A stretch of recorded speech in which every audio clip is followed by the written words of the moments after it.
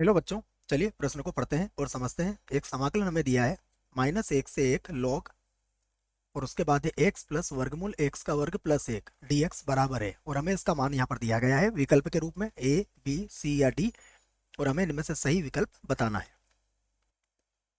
प्रश्न को हल करने से पहले हम लिखेंगे मुख्य अवधारणा।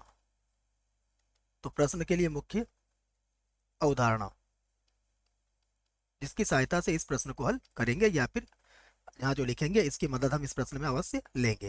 देखिए यहाँ बच्चों, हम निश्चित समाकलन का एक गुणधर्म लिख रहे हैं।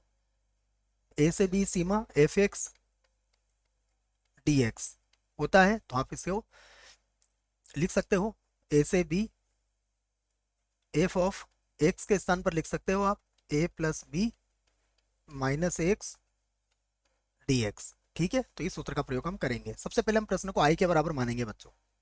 तो यहां से मैं इसको हल करता हूं, तो माना हमारा जो सवाल है वो किसके बराबर है, आई के बराबर है। तो -1 से 1 सीमा हो जाएगी इसकी।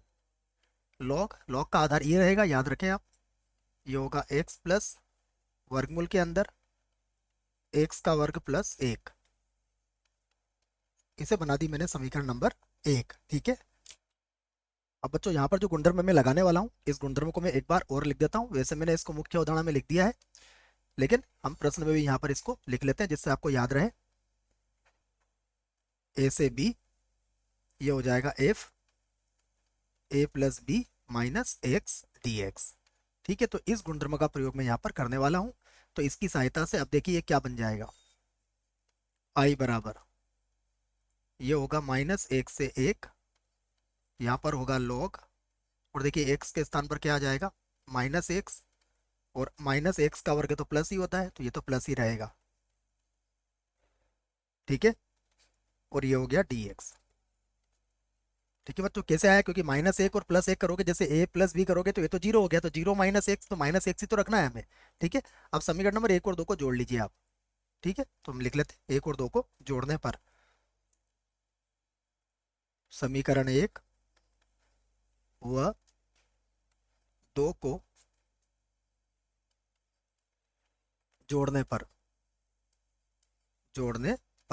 ठीक है, देखो जोड़ेंगे तो क्या आएगा, आई और आई, ये हो जाएगा 2i, सीमा वही है -1 से 1, ये हो जाएगा लॉग, और इसको मैं आगे लिख देता हूँ, सूत्र लगाऊंगा इसलिए एक्स का वर्ग प्लस 1 प्लस एक्स हो जाएगा, और प्लस यहाँ पर हो जाएगा लॉग वर्गमूल के अंदर एक्स का वर्ग प्लस 1 और माइनस एक्स, और यहाँ लिख देंगे dx। अब log m plus log m गुणा n होता है बच्चों, ये जानकारी है हमें। तो 2i बराबर ये -1 से 1, ये हो जाएगा log वर्गमूल एक्स का वर्ग प्लस 1 प्लस एक्स, और यहाँ हो जाएगा वर्गमूल